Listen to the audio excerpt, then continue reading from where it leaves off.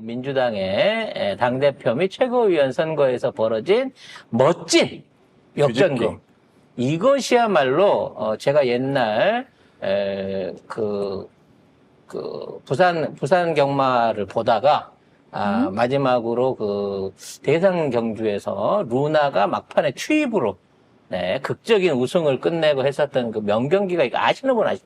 그거 사실 되게 많이 돌아다녀요. 네. SNS에. 그래서 그거와 마찬가지로 경주 막판에 정말 놀라운 추입과 그 변화의 연속, 이것을 눈앞에서 본 막 배당률 1000배짜리 고배당이 터진 막 그런 느낌의 환호를 느낄 수 있었습니다. 거의 막판에 코차로 이겼거든요. 예. 그래서 그에 대한 걸었어요, 뭘? 어? 뭘 걸었어요? 뭐 있었으면 나 걸었을 거야. 나 이게 뭐 최고위원 선거로 누가 토토했잖아? 사전토도 나 무조건 걸었어. 아무튼, 그와 관련된 내용을 여러분이 진지한 방송은 너무 많이 보셨을 테니까. 저희를 빼고는 네. 다 진지해요. 모든 진보 유튜브 방송은 다 진지합니다. 저희만 코믹이에요. 일단, 송 작가 TV의 시선으로 본 이번 전당대회에 대한 어떤 그 해설을 지금부터 좀 해보려고 합니다. 네, 뭐 주말에 있었죠. 전당대회에 있었는데 그 이재명 대표가 역대 최고 득표율로 85.4% 역대 최고 득표율로 대표에 당선이 됐고요. 하지만 뭐 한국 기네스에는 못 올랐습니다. 왜요? 조국 대표가 99.1%로 됐기 때문에 그거는 묻겠습니다만 어떤 역대급이었죠. 네, 그리고 최고위원으로는 순서대로 1위 김민석, 2위 전현희, 3위 김병주, 4위 한준호, 5위 이현주 이렇게 후보가 당선이 됐고 계속해서 1등 막 하고 중간에 잠깐 삐끗해서 3등 정도 하다가 이번에 6등을 하면서 끝나버린 정봉주 최고위원 후보가 막판에 이렇게 뒤집기로 끝이 나버렸습니다. 그래서 이제 그에 대한 해설을 좀 드려야 될 것 같습니다.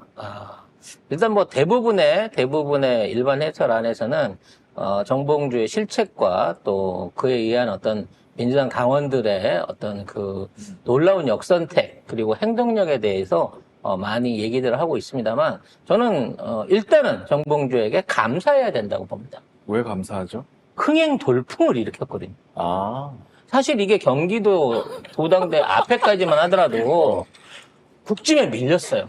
약간 싱겁게 끝날 뻔했죠. 이게 총수는 많았는데 어떤 참여율이 많이 떨어졌습니다. 왜냐하면 국짐은 이제 동원을 해서라도 그걸 하기 때문에 참여율이 50%까지 못 나왔습니다. 그래도 40% 이상이 나오면서 나름대로 이제 지네들이 흥행을 했다. 막 이걸 자평을 하면서 지금 민주당의 지금 투표 참여율이 25% 선에 이른다. 심지어 호남에서도. 그래서 이건 재미없는 대회다라고 이제 얘기가 됐었어요. 그래서 실제로 경기 시작할 때까지만 하더라도 한 25%, 30% 선에서 그쳐 있었다는 거죠. 그러던 거를 지금 서울대회를 끝내면서 무려 42%까지 끌어올렸습니다. 한준호 의원이 3위고 4위가 김병주 의원이네요. 네. 네네.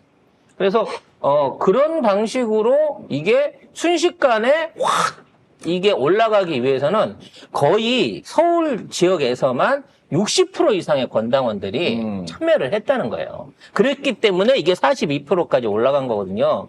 그럼 이건 단일 수치로는 진짜 역대급으로 흥행을 이뤄낸 거고, 전국 이제 이미 투표를 끝내버린 거나 아직 참여를 못했던 지방의 대의원들이 전부 다 권리당원들이 지금 그 투표장으로, 전당대회장으로 몰아서면서 2만을 가득 채우고 5,000명이 넘는 사람들이 주변에서 같이 중계를 통해서 함께했다라고 하는 진짜 엄청난 빅 흥행으로 이 카드를 마무리를 진 거죠.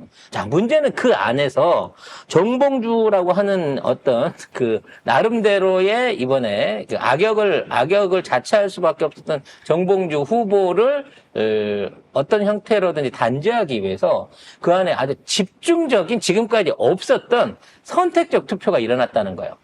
즉 이번에 마지막 투표장에서 가장 많이 표를 받은 사람은 전현희였다는 거죠. 그리고 그 다음에 한준호 의원. 그 다음이 이현주 의원이었던 거예요. 그럼 이건 무슨 얘기냐면 이 사람들이 사실은 정봉주 밑에 있었던 4, 5, 6위들입니다. 4, 5, 6위한테 집중적으로 60%가 넘는 표들을 마지막 날 몰아준 거예요.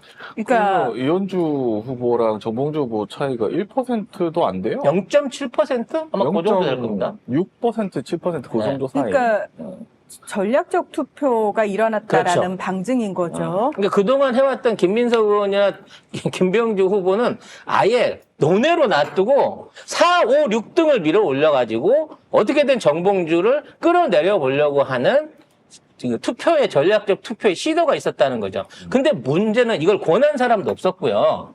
이걸 통해서 정봉주를 5위 이하로 내릴 수 있을 거다라고 생각하는 이 정치 전문가나 해설가들이 다 없었어요.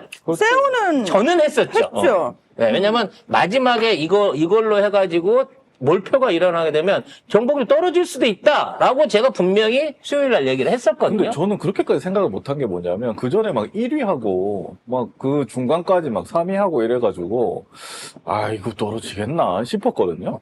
근데 떨어졌네 진짜. 근데 떨어지겠나라고 싶었다고요. 네. 그러니까 저도 그랬어요. 너무 많이 땄다. 정봉주 반 정도 했는데 이 정도면 뒤집기 어렵지 않을까? 약간 이런 생각했었거든요. 근데 이제 제가 말씀드린 게 마지막 날 대의원 투표가 있고 그다음에 국민 여론조사가 있다는 거죠.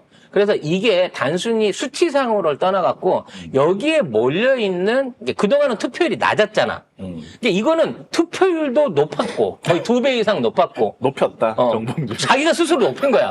왜냐면 그 사람들 나오게 했거든. 빡치게.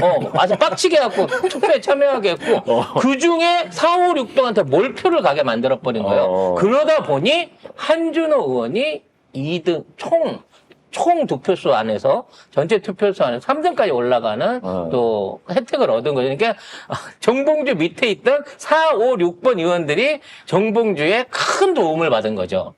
제일 억울한 김병주 의원이야. 경기도 마칠 때까지만 해도 2등이었거든. 근데 이게 4등으로 밀려버린 거죠.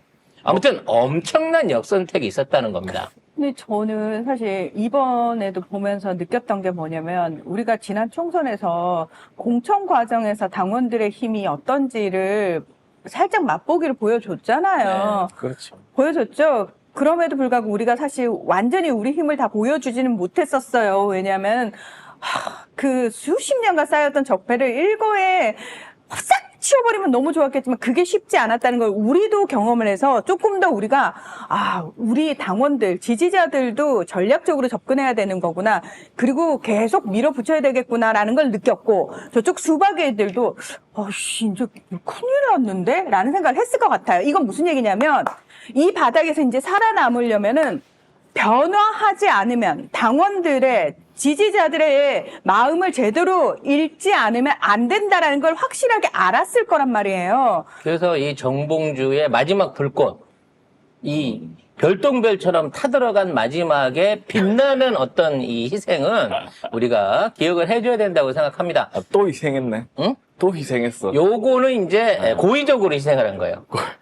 그래서 이 정봉주 후보를 비난할 생각은 없습니다만 개인적으로 저는 왜 정봉주가 이런 선택을 할 수밖에 없었나, 그리고 앞으로 정봉주는 어떤 정치를 하게 될 것인가에 대한 어떤 그 분석과 우려를 좀 이 방송에 좀 전달하고 싶어요. 사실 이제 정봉주 의원하고 저는 일면식이 있지만 정봉주 의원은 저를 모를 거예요. 예전부터 이제 제가 10년 넘게 방송을 해왔지만 그 방송에도 자주 같이 동반해서 출연하고 뭐 자주 뵀거든요. 근데 저하고는 한 번도 악수를 안 했어요. 제 앞에 있는 3명하고만 했어요. 그래서 혹시 마음에 마음에 그런 것보다는 그래도 같은 노원의 정치의 틀을 두고 있는 사람으로서 이렇게 사람을 이렇게 너무 이렇게 뭐랄까 띄엄띄엄 보는구나 뭐 그런 생각을 하기도 했습니다만 중요한 건 원래 그 양반이 그런 사람이라는 거야. 본인의 선택에 맞춰가지고 어떤 정치적인 또는 그와 맞닿은 어떤 그 행동에 어떤 표리부동을 보이는 게 오래전부터 우리 쪽에 또는 정치하던 분들한테는 알려져 있었다는 거죠. 그러니까 늘 자기 입으로 자기 그 자기 스스로를 조지는 이런 식의 이제 자해 정치를 많이 해왔다는 거죠. 그래서 이제 일단 정봉주라고 하는 인물을 생각하면 이 낙검수와 미권수를 생각하지 않을 수가 없는데 낙검수에서 얻었던 대중적인 엄청난 인기를 바탕으로 미권수라고 하는 사조직까지 만들었어요. 아니 뭐 그 사조직을 본인이 그거야, 만든 건 뭐. 아니고 아니, 어찌 됐거나 지지자들이 모여서 팬클럽이죠, 자발적으로 팬클럽. 만든 거죠. 그래서 그러한 팬클럽을 통해서 차기 대선 후보니 뭐 이런 얘기들을 정말 진지하게 하고 다니던 사람이었다는 거지. 그 첫 번째 이제 어떤 시련이 결국은 이명박 BBK 관련된 문건이잖아요. 네. 근데 이제 거기에 대해서 늘 그 정봉주나 그 주변 사람들이 얘기하는 게 정봉주는 이명박을 한 거에서 싸웠는데 민주당은 안 도와줬다. 민주당이 정봉주를 버렸다. 이런 식으로 이제 많이 얘기들을 해요. 근데 그거는 여러분들이 좀 알아주셔야 되는 게 정봉주가 감옥을 간 이유는 이명박에 대한 BBK 이것 때문에 간 게 아니고요. 이명박이 증권 조작, 그러니까 주가 조작을 했다. BBK를 이용해가지고 이 발언을 선거 중에 던진 거예요. BBK는 그 밑에 있는 그 누구죠? 그 미국 갔던 김경준? 김경준. 경준인가? 네, 김경준이 주가 조작을 한 건 맞는데 공식적으로 의원 신분이면서 이거를 갖다가 이명박이 했다라고 발언을 한 거야. 그러니까 이거는 스스로 선거법 내지는 허위사실 유포를 스스로 자기 입으로 한 거기 때문에 그거는 민주당 아니라 누가 와도 도와줄 수가 없는 사안이었어. 당시에는. 문제는 그러고 돌아와서도 몇 번 민주당의 이제 복당 기회 내지는 또 민주당 안에서 민주 진영에서 해보려고 했지만 그 쓰임이 받아들여지지 않았다는 거죠. 그래서 서울시장 단독으로 나가기도 했었고 또 이제 뭐 지난번 총선 때 자체적으로 당을 만들어서 따로 하다가 몰빵론에 부딪히기도 했고 뭐 이런 과거에 숱하게 민주당하고 어떤 그 알력 관계를 만들 수 있는 일들을 스스로 해왔어요. 근데 정봉주 후보의 늘 그 문제가 뭐냐면 본인이 말을 합니다. 말에서 실수가 있었던 점을 숙지를 하면 그 인정을 잘 해요. 근데 그게 나중에 이제 자기한테 역으로 와서 꽂히는 경험을 몇 번을 한 거야. 이번에 박원석한테 박원석 이전에 우리가 그 총선 때 본인이 경선에서 이겨놓고도 본인이 한 말 때문에 결국은 그 자리를 내려놔야 했었잖아요. 그러니까 이 사람은 이제 이번이 마지막 정치의 기회였는데 이번에도 이 내용에 대해서 예를 들어 또 인정을 하거나 사과를 하게 되면 이제도 물러설 곳이 없다고 생각했던 것 같아요.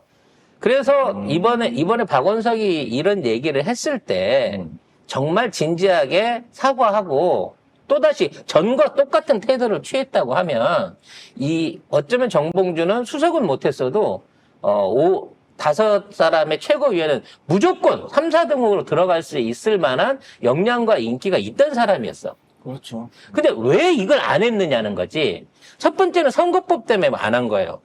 왜냐면 본인이 이 경선 과정 중에 이러한 사실에 대해서 그런 얘기 한 적이 없다라고 말해버리면 나중에 가서 이게 이제 뭐 녹취가 나오거나 증거가 나오게 되면 이것도 나중에 법적으로 책임을 져야 될 문제가 생기니까 그거를 인정을 안 할 수는 없는 입장이었어. 그럼 그 상황에서 사과라고 떨어야 되는데 여기서 정봉주의 가장 큰 미스는 뭐냐면 수석이 하고 싶다는 거야.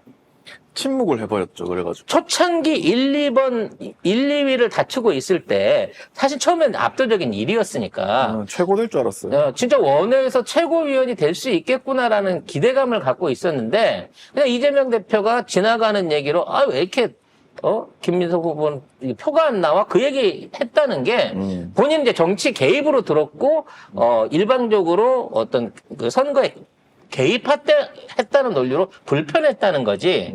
그러다 보니까 평소에 친했던 의원한테 그런 말을 했어. 해서는 안 될 말을 오바질해서 막 한 거지. 대통령 되면 안 된다. 내가 들어가면 가만 안 있을 거야.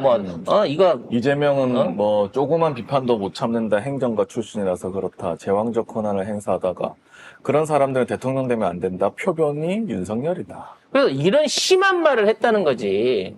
그래서 이거를 그 당시에 바로 넙죽 엎드려서 사과했으면 최소한 지금 같은 결과는 안 나왔을 건데 나는 이게 이제 굉장히 의도가 나쁘다고 본 게 경기도 경선이 끝날 때까지 여기에 대해 아무런 언급을 안 하고 끝나고 월요일 날 기자회견 통해서 발표하겠습니다라고 얘기를 했단 말이야. 그래서 모든 사람들은 사과할 것으로 믿었어. 근데 경기 경선이 끝나고 나니까 오히려 역공을 했다는 거지. 명파리가 나왔죠, 갑자기. 그러니까 이제까지 얻어놓은 표는 그대로 있으니 내가 여기서 반대편 표, 그러니까 반명표까지 추가로 얻을 수 있으면 나 다시 역전해가지고 간다라고 생각을 했던 거야. 그럼 여기에서 나는 물어보고 싶은 거야. 누가 그런 작전을 세워주든 하는 거지. 당신이 만일에 이런 식으로 반명파리 또는 안에서 있는 뭐 친명 세력, 친명파리들을 내가 쫓아낸다라고 말하면 누가 당신한테 조직표를 주면 여론조사표와 반명표들이 당신한테 갈 것이다라고 누가 충동질을 하지 않았으면 정봉주가 이런 판단을 했을 리가 없다는 거죠. 그 얘기는 갑자기 왜 나왔을까? 나 너무 궁금하네. 그래서 저는 이제 이번 서울에서의 마지막 전당대회에 있으면서 걱정을 사실 많이 했어요. 왜냐면 서울 쪽에는 이 숫자도 많지만 그 안에 엄청난 조직표들도 있습니다. 과거 이재명과 이낙연의 대통령 후보 선거 당시에 경기표까지 압도적으로 이재명 후보가 앞서고 있을 때 이낙연 측은 굉장히 여유가 있었어요. 서울대 하나를 남겨놨는데. 그리고 그 서울대회를 뚜껑을 까는 순간 뭐 8% 9% 이상이었던 표차가 1% 이내로 뚝 줄었어요. 진짜 조금만 더 했으면 판도가 뒤집힐 상황이었다고. 마지막 대회 그때 보고 알았지. 야, 이게 민주당 안에 숨어있는 이른바 세력표들의 숫자가 이거 장난 아니구나, 상상 아니구나. 그리고 우리가 그때 그걸 그때 확인한 거야. 그리고 그 이후로도 반명 세력들이 계속해갖고 어떤 세력들을 결집해오는 모양을 보였다는 거지. 이런 와중에 전당대회 마지막에 즈음해갖고 초일회라고 하는 게 생겼단 말이지. 얘들이 뭐예요? 낙선그룹 15명 아닙니까? 뭐, 박광원, 박용진, 뭐, 그냥 이름만 들어도 좀, 주옥 같은 멤버들인 거야. 신동근, 막 이러거든요. 그래서 얘네들이 당내의 비주류자 친명이자 강병원, 박용진, 신동근, 송갑석, 양기대, 윤영찬, 김치. 친문이자 반명그룹이다라고 하는 사람들이 이 마지막 전당대회를 앞두고 뭉쳤다는 거지. 그리고 근데 저기 친문이라고 자꾸 갖다 붙이는 것 자체가 말이 안 돼요. 이게 문재인 정부 시절에 내부적으로 이제 말하자 인사를 했었던 사람인 거고, 얘네가 또 김경수를 뭐 어떻게 해본다라고 하는, 아니 그래, 썰이 나오고 있단 말이지. 근데 김경수 지사는 아니라고. 당연히 아닌데, 네. 자, 얘네들이 이러면서 뭉친 시기가 딱 이 시기란 말이야. 그렇죠. 그래, 이런 상황에서 정봉주한테, 야, 지금 있는 상태에서 반명으로 네가 돌아서면 저 친명이 7명이고 반명은 너 하나니까 여기에서 몰표 받아서 너 역전해서 이리 갈 수 있어 라고 언지를 주는 인물이 있지 않았나라는 의심이 든다는 거지. 이런 거를 끝내놓고도 할 수 있는데 전당대회 중간에 이슈가 안 되는 상황에서 이걸 만드는 것 자체는 내부적으로 어떤 세과시를 해보려고 했던, 또는 정봉주를 통해가지고 예를 들어 정봉주한테 얘기했던 뭐 전체 대의원 투표나 뭐 이런 표들 안에서의 몰표가 가게 된다고 치면 이거를 역전할 수도 있다. 정봉주가 다시 1위로 올라갈 수도 있다라고 하는 희망을 줬기 때문에 정봉주가 이런 어리석은 선택을 했다는 생각이 든다는 거죠. 저는 진짜 이게 왜 친문이 아닌지 정확하게 얘기하고 싶은 게, 박용진이가 언제 문재인 대통령 시절에 문재인 대통령 한 번이라도 옹호한 적 있었어요? 박용진이가 했던 멘트만 찾아봐요. 문재인 정부 시절에. 문재인 대통령 까기 바쁘고 제일 스피커였어요. 조중동에서 얘한테 엄청나게 언론에서 기레기들이 마이크 대줬다고. 그 이유가 뭔데? 문재인 정부 나서서 비판하는 대표적인 사람들 얘가 껴있는데 이게 왜 친문이야?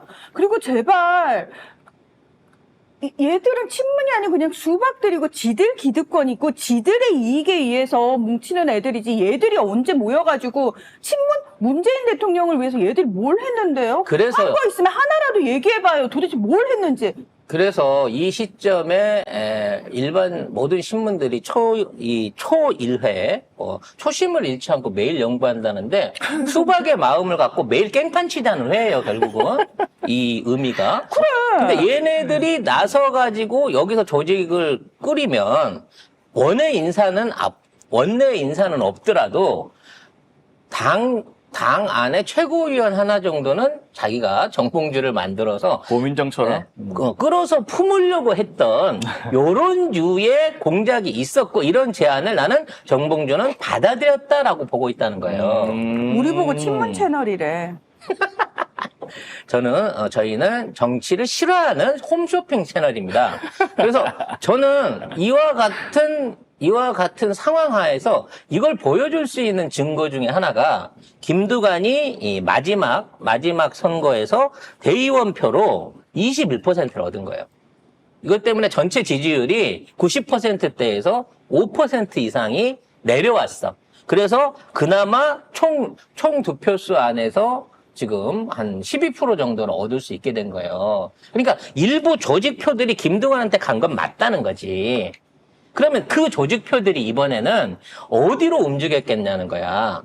정봉주로 움직이게끔 만일에 갔다 그러면 정봉주한테도 거의 21% 가까운 표가 모였어야 된다는 거거든. 근데 그거는 없었다는 거야. 최고위원회에서 김두관이 서울에서 대의원 투표를 21%, 여론조사는 당연히 안 나오겠죠. 11%, 권리당원 10%. 이게 당심인 거야. 근데 대의원 투표 안에서 21%가 나왔다는 걸 보게 되면 어느 정도 대의원들 안에는 아직 남아있는 수박의 잔재들이 있구나라는 걸 인정할 수밖에 없는 거지. 근데 정작 대의원 투표가 너무 많이 들어와 버린 거야. 참여율이. 그래서 그만큼을 몰아줄 수 있었던 수치 자체가 정봉주한테 다 안 간 거죠. 결론적으로 자칫했으면 정봉주의 계산대로 정봉주 최고위원 안에 들어갔으면 또 하나의 고민정이 될 수도 있는 상황을 진짜 천우신조로 막아낸 겁니다. 그럼 앞으로 여기서부터 중요한 거지. 정봉주는 초일회로 갈까요, 안 갈까요? 김경수는 초일회하고 같이 손을 잡을까요, 안 잡을까요? 저는 정봉주는 간다고 봅니다. 아, 간다고? 정봉주가 어느 대학 나왔죠? 외대요. 외대. 연세대학교에서 교육학으로 마지막 최종 학력을 썼습니다. 정봉주도 연대 출신이라 그래요. 외대 출신인데? 이게 연세대에서 마지막 그 교육학 석사를 받았잖아. 아니 그 학부선 아니야? 학부잖아, 원래.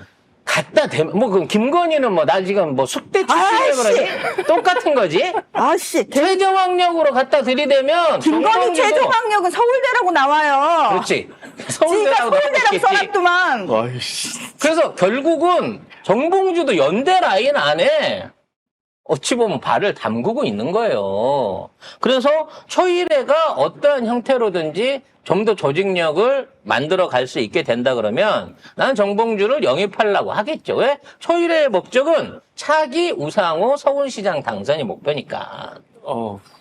근데 이번에 정봉주 밀기에 실패했다는 거죠. 왜? 정봉주가 흥행을 엄청나게 일으켜갖고 무려 60% 가까운 권리당원들이 몰려들어서 투표할 수 있는 여력을 만들어줬습니다. 그래서 정봉주의 역할이 미필적으로 너무 훌륭했다. 그러니까 의도는 나쁠지언정 결과가 너무 훌륭했다. 따라서 정봉주는 칭찬받으면서 떠나도 된다라는 게 이번 그 전당대회에 있어서의 정봉주의 역할론이라고 봅니다. 나보고 수박이래.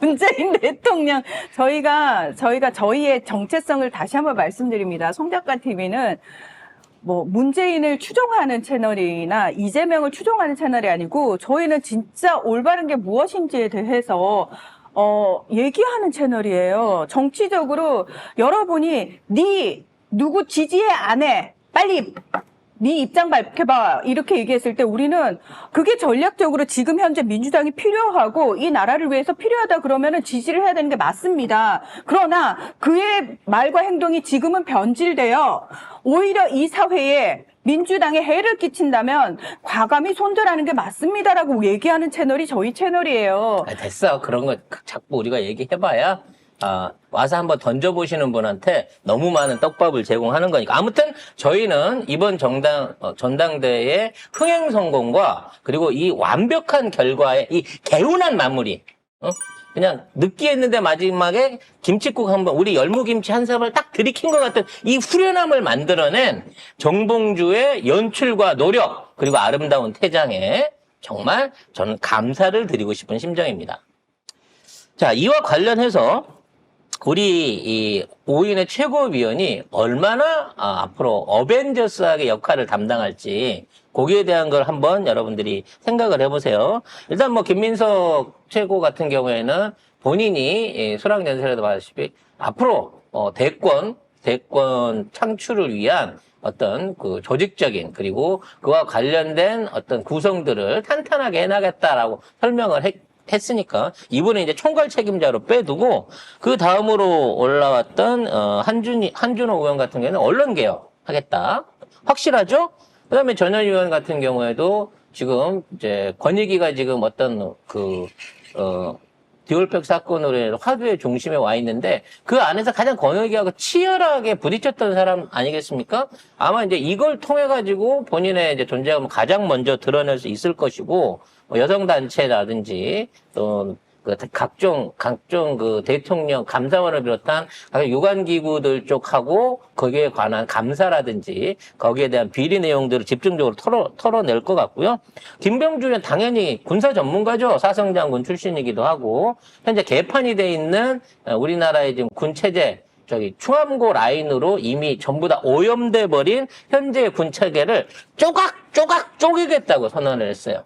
그 얘기 뭐냐? 지금 김용현이 박아놓았던 사람들, 사조직들, 그 뭐 정보라든지 각종 군 동원에 대한 여러 가지 어떤 권한들을 전부 다 해체하겠다라고 선언하고 있는 거고요. 저는 개인적으로 제일 기대되는 분이 이현주 의원입니다. 이현주 의원 같은 경우에는 벌써 오늘부터 시작했더라고요. 한동훈 특검법 받는 건 좋은데 제3자로 대법원장 추천할 건 생각도 하지 마. 이런 식으로 이제 한동훈을 대놓고 법리적으로 까는 역할도 하겠지만, 그다음에 이분이 나름 이제 경제 공부를 한 유학통 경제 전문가 아니겠습니까? 그래서 이재명 대표와 함께하는 이제 어떤 민생 앞으로의 정책들이라든지 여기에 대한 어떤 방향성들 그리고 여기에 대한 자세한 설명과 전문성을 더해 드릴 수 있는 그런 그 요소에 능력 있는 사람들이 전부 다 뽑혀서 올라갔기 때문에 당장 오늘부터라도 저쪽 진영에서는 야 이거 진짜로 힘들겠는데 이번 22기 국회 이런 생각들을 하게 될 겁니다. 여기에 기존에 지금 잘하고 계신 과방이나 또는 법사위 정청래 위원장 같은 분들이 더더욱 힘을 좀 받아가지고 정신없이 맹폭을 할 수 있는 완벽한 체계를 갖췄다. 그 안에 제일 위험한 지뢰가 될 수 있는 정봉주 개인의 도움과 그리고 우리 당원들의 놀라운 선택적 투표로 이걸 속아냈다. 엄청난 반전의 승리를 맛볼 수 있는 어제가 아니었나라는 생각이 듭니다. 특히나 어제는 김대중 대통령께서 그 돌아가신 기일이기도 하지 않습니까? 이제 그동안 민주주의의 상징이 됐던 김대중의 어떤 투쟁과 그의 일생과 그리고 그분이 해왔던 국난 극복의 역사가 이제 그날에 다시 뽑힌 이재명 대표와 그 최고위원들을 통해서 또다시 이루어지지 않을까. 어렵다 해도 IMF 같이 어려웠겠느냐 하는 그 시절에 그걸 혼자서 이겨냈던 김대중 대통령의 어떤 업적을 생각하면서 우리가 이번 이재명 대표와 그리고 그 최고위원 5인방들이 그에 못지않은 노력을 통해서 대한민국을 구원해 줄 것으로 기대를 좀 가져봐도 좋다. 승리감에 빠져봐도 좋다라는 결론을 내리고 싶습니다. 저는 그 전에 우리가 뭐 여기에 대해서 얘기를 안 했다고 해서 뭐 잠깐 말씀드리는 거. 왜냐면 사실은 다 따지고 보면 결격 사유들이 다 있는 사람들이에요. 그럼요. 뭐 사실 김민석 후보도 지금이야 이재명 대표가 왜 표가 안 나오냐고 말하고 나서부터 지금 돼가지고 수석이 됐지만 김민석하고 이현주는 배신의 아이콘이잖아. 그치. 그렇게 크게 배신한 사람들의 그 그렇지. 마음속에 있는 거잖아요. 그것 때문에. 나도 귀순 작가 아니, 중에 한 어쨌든 명인데. 최고위원 선거를 할 때 그 사람의 인물을 보면 그런 게 나오잖아. 그러고 강선우도 예전에 그랬고, 민영배는 최근에 그러고 있고, 한준호 역시도 한준우 뭐 연대하고 엮여 있어가지고 우상호 뭐 그거 있고. 그래서 내가 볼 때는 할 말 없는 사람이 김병주 의원 말고는. 근데 김병주 의원은 없긴 한데 너무 존재감이 없어. 근데 이제 그 미친 소리 그거 해가지고 이제 쫙 떴죠. 네. 응. 그래서 여러모로 봤을 때 어찌 보면 결격 사유를 따져서 흠을 잡자면 다 있는 사람들이에요. 하지만 용병술은 뛰어난 장수를 얻는 게 중요한 게 아니라 그걸 어떻게 활용하느냐의 문제인 거거든요. 근데 그러니까 그래서 우리- 우리가 본 거는 뭐냐면 이렇게 있다가 보면 어떤 사건 사고가 터지거나 뭐 얘기를 하거나 하면 거기에 대한 반응이잖아요. 사람이 만약에 우리가 뭘 했을 때 이 사람이 어떻게 반응을 하나 이런 거를 이제 기다리고 있었는데 정봉주 후보가 너무 이상한 말을 해가지고 금방 수습이 되겠지 난 그렇게 생각을 했어. 수습을 일부러 안 한 거고 근데 안 되더라고. 심지어는 이제 본인의 가장 큰 협조자이자 멘토인 김어준 총수말도 안 들어먹었잖아요. 그 얘기는 뭐냐? 이제 나는 여기까지 왔어. 5분 응선 넘었고 나 이제 마지막 고비를 넘기 위해서 내 어떤 정치적 마지막 대업을 이루기 위해서 내가 원외로서 당내 수석 최고가 한번 돼볼 거야. 그 힘을 지금 쟤네들이 빌어준다 그랬어. 라고 그쪽으로 넘어가는 실수를 한 것 같다는 거예요. 저는 아니, 자꾸 우리 쪽에서 우리 스스로 경계해야 되는 게 뭐냐면, 도덕성에 대한 어떤 결벽증 같은 것들이 우리는 그동안 있어 왔잖아요. 요만큼의 흠도 왜 저쪽이 하도 그걸 물고 늘어져서 빌미를 주면 안 된다에 우리 스스로 너무 자기 검열이 심했잖아요. 근데 그렇게 따지면 정치권으로 내보낼 수 있는 사람들이 없어요. 흠 없는 사람이 어디서 설사 우리 볼 때는 괜찮아 보이는 사람들마저도 조중동이 이상하게 만들어가지고 검찰이 조작해가지고 이상한 사람들 만들어버리는 게 다반사인 상황이잖아. 그러면 우리 스스로도 이제 정말 그런 결벽증에 사실 벗어날 필요가 근데 있다는 그래서 거지. 그런 뭐 하자들이 다 있는 사람들이기 때문에 그렇지. 사실 누가 돼도 비슷하게 할 거라고 아니, 생각했었거든요. 흠은 정봉주가 어. 제일 많았지 뭐 따져놓고. 아니, 많은데 그냥 그 전에 그냥 가만히 있었으면 네. 흠이 있어도 됐어. 근데 이거 박원석한테 그 한 말이 이거 튀어나오는 상황에서 수습이 안 되고 더 파이어를 지펴가지고 본인까지 불타버렸기 때문에 그렇게 돼서 그런 거지. 뭐 그래서 그렇죠. 잘 하셨어요. 이제 뭐 연세도 있으시고 한데 그 최연장자 아니었습니까? 김병주 의원보다 나이 많을 줄은 몰랐네. 하여튼 봉주 형이 워낙 동안이셔가지고. 예, 앞으로 피부 관리에 더 많은 시간 할애하시고요. 네, 조금 쉬셨다가 좋은 자리 찾아가시기 바라겠습니다. 아마 또 유튜브판에서 뵐 수 있을 건데 11시 타임에는 좀 안 오시면 좋겠다는 생각이네요.